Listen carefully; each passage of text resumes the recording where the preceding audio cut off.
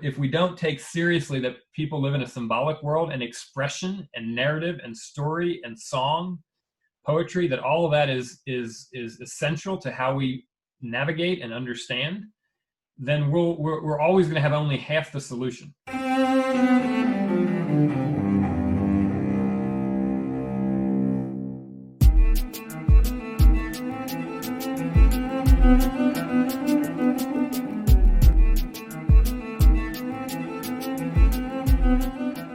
Welcome to Arts Engines. I am your host, Aaron Dworkin, and with us as today's guest, we have Stephen Tepper, who serves as Dean of the Herberger Institute for Design and the Arts at Arizona State University. Welcome, Stephen. Thank you, Aaron. It's great to see your face, even virtually. Right, exactly. Well, thank you so much. So, I thought I would just kind of dive in and, ask how are things, at ASU, and what has the transition been like for you, and especially for the Institute? Has it been kind of easier than other units at the university or more difficult? How have you found it? Yeah, I want to believe that it's been more difficult. As you know, in an arts and design college, probably 85% of our courses require access to some kind of space or equipment, whether it's a kiln, whether it's woodworking shop, whether it's a dance studio, whether it's a recital room. And a lot of our courses, of course, require collaborative work, theater performance, ensemble work. So, I think, how do you shift your modality completely was a real challenge for us. Now, we had 5 days of notice, and in 5 days, we moved 1,000 courses into a remote or online modality. So, this is one of those things where you're always surprised and inspired by people's resilience. In universities, we sort of have a culture of complaint. We're all brilliant and creative and have our ideas, and we're here because we want to do our thing and we want to teach our way. And so universities sometimes are really resistant to change. And often, the administration leadership can often be perceived as being the black hat in the world. And in this moment, none of that. There was no white hats or black hats. People just, they just made the changes they needed to make. Obviously imperfect, but in the end, I think what it's told us is that creativity doesn't exist in a tool or a technology, right? It's in our imagination. It's whatever idea we can conceive of, and there's a million ways to express it, but what's most important is the idea itself.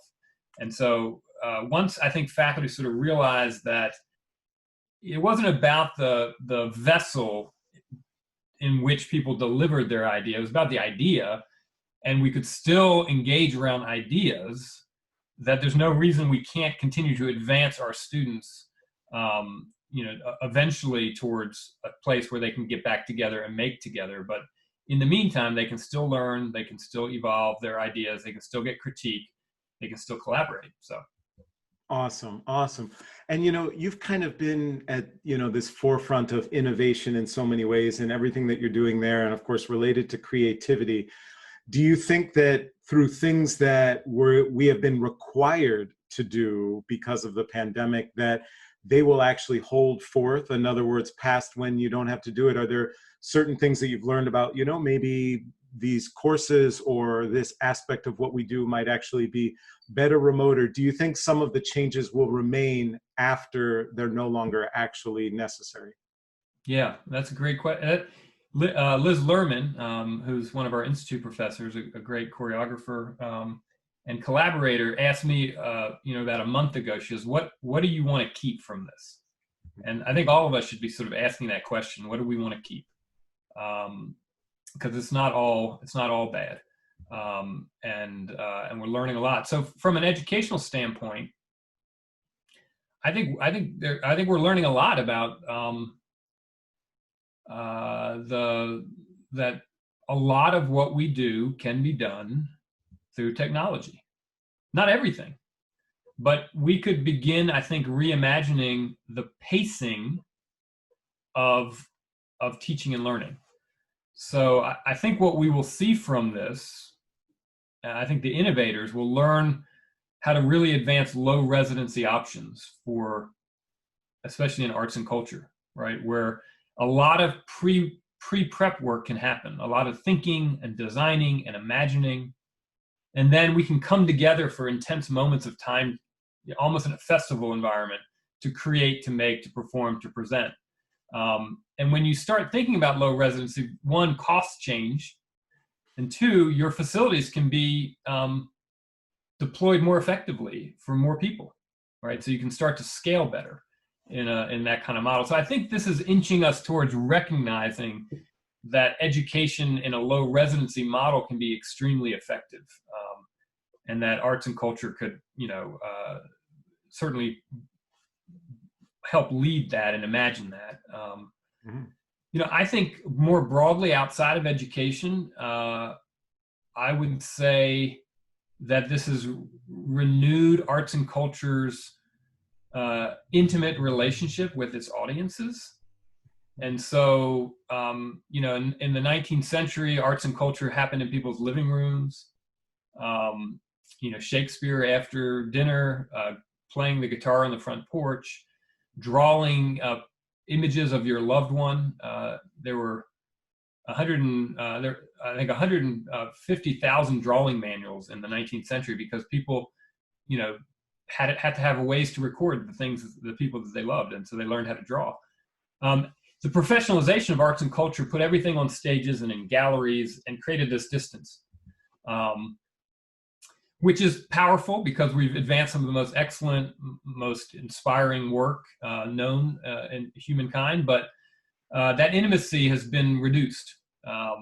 And now we're seeing artists enter people's living rooms again.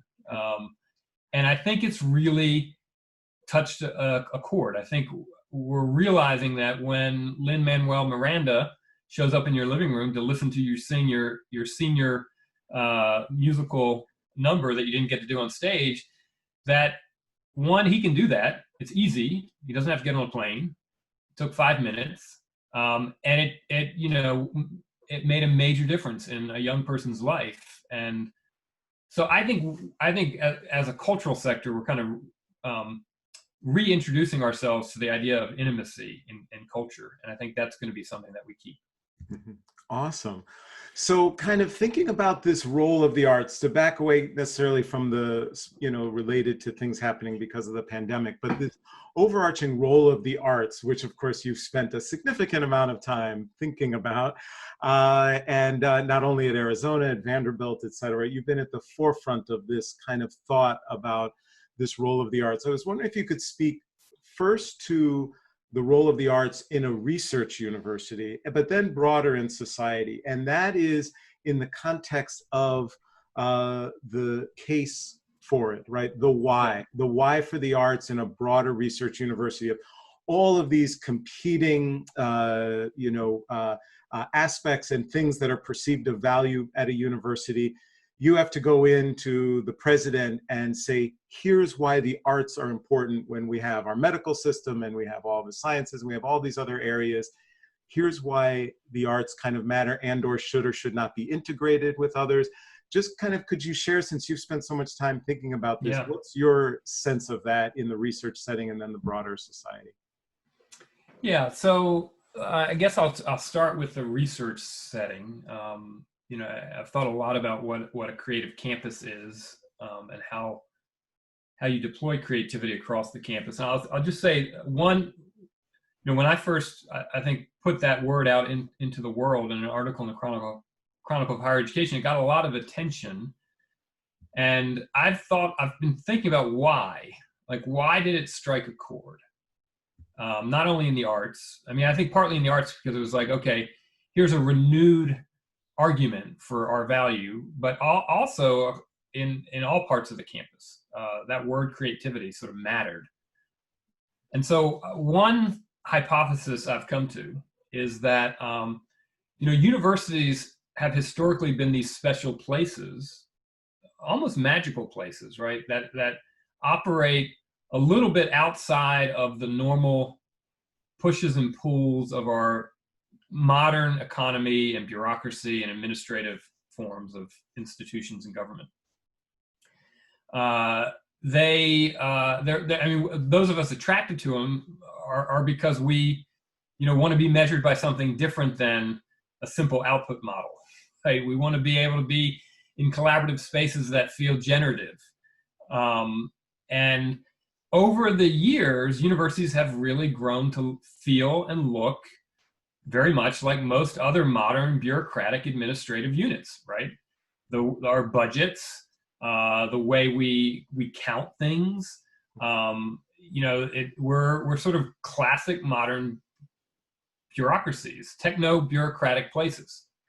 And so I think the creative campus, for a lot of faculty and staff and students, it's sort of a call to reanimating the campus, or what I might call, the sort of magic that we've lost. We want to retrieve that. And I think the creative campus gives us a promise that that's possible. We can work differently. We can work collaboratively. We can do that. We can teach that class we've always wanted to teach. We can think about our value beyond, simply research grants and a number of credit hours, right? The things that end up becoming the routine ways we evaluate. So I think that's partly why arts and culture can reanimate the campus. I think they can create spaces of collaboration.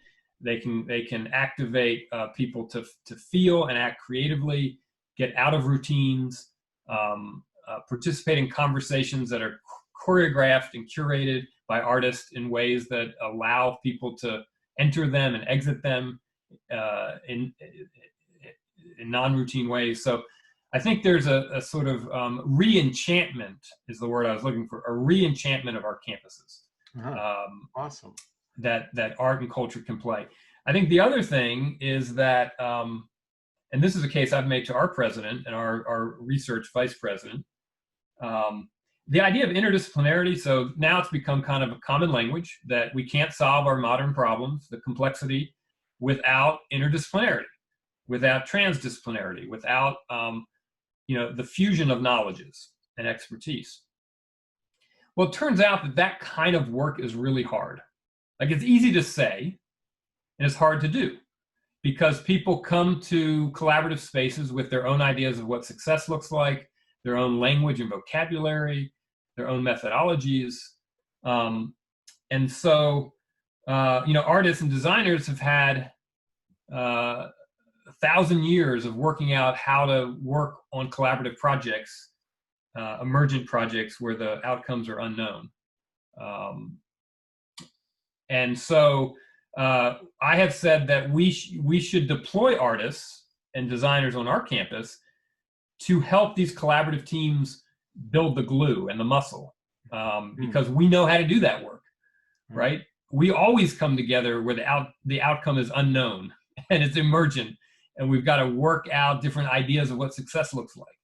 So part of it is, can we use artistic processes and practices and knowledge to help a research university think about collaboration more broadly?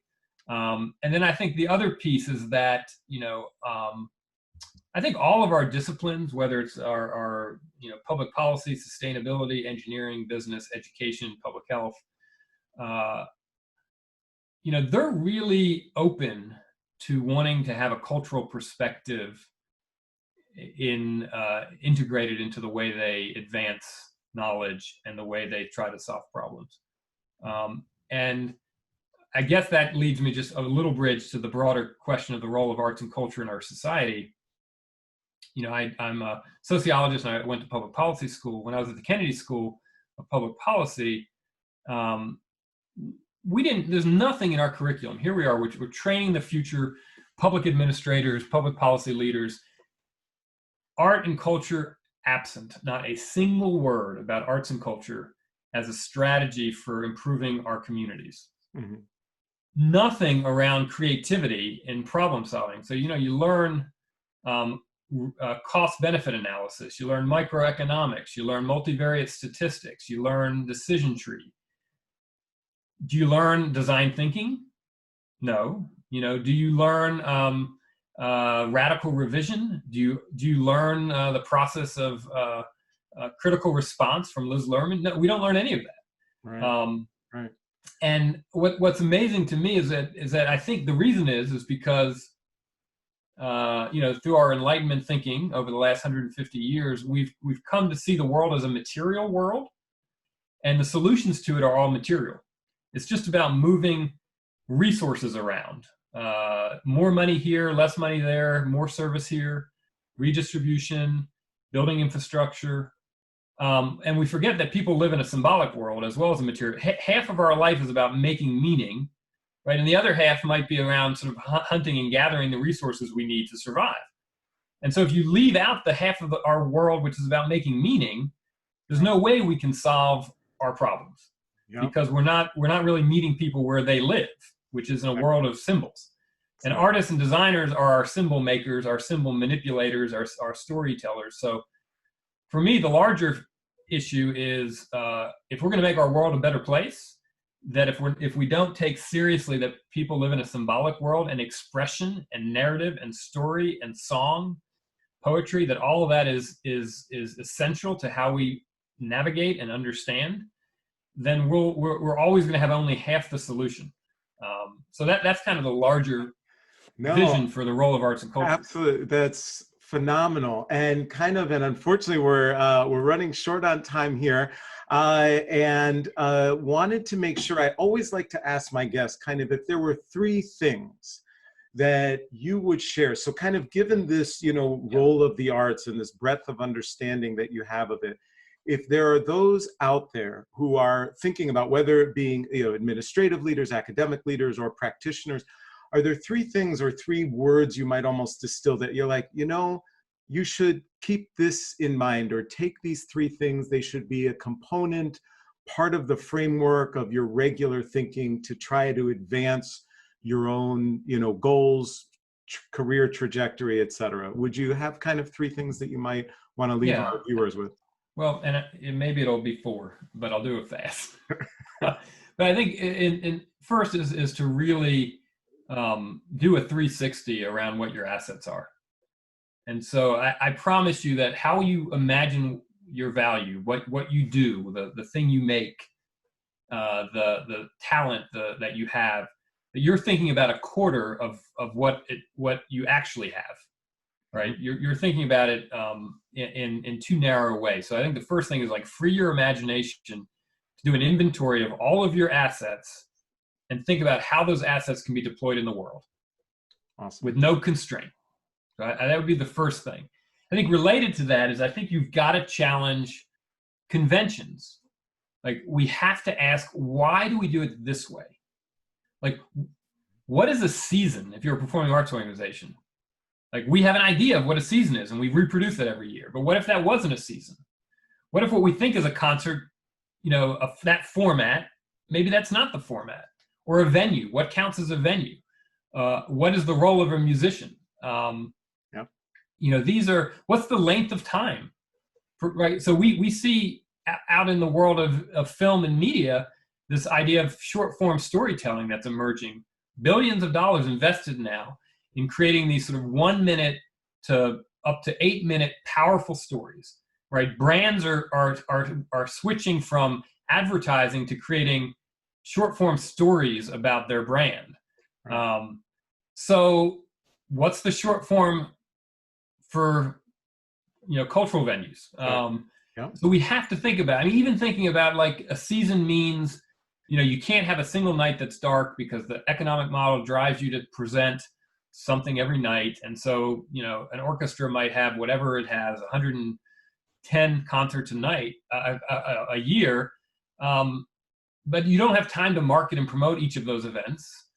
Maybe you have 4 big concerts, and each of those concerts are done over and over again for 3 weeks because you have linked those concerts to every part of your community, so that before they even hit the stage, you know, hospitals and schools and colleges and businesses are already engaged in what you're doing. And so there's a demand, and then you do other things other nights. That may be a bad idea, but the point is that we are stuck in conventions. So the first thing is check your conventions. Why are you doing it the way you're doing it? How are you defining the thing that you're putting out in the world, and can it be defined differently? The second is intimacy, which I already sort of mentioned, or maybe I'm on the third. You know, how can you re-engage in intimate relationships with audiences, with collaborators? And then the last is equity. You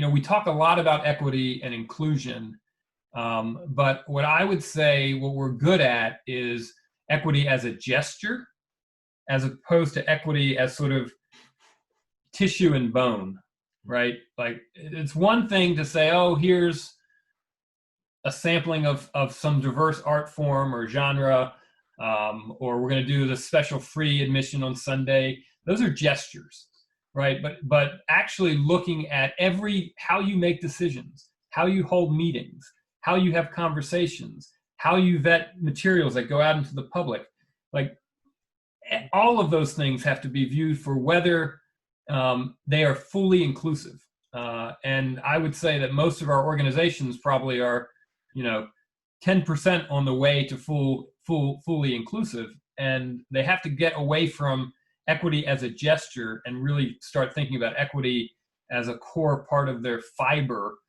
which is uncomfortable. When you start reactivating muscles, they hurt for the first 3 days, and so equity is going to hurt for the first 3 years, because it really does require us to change things that feel comfortable, and positions that we're in that really need to be completely reimagined.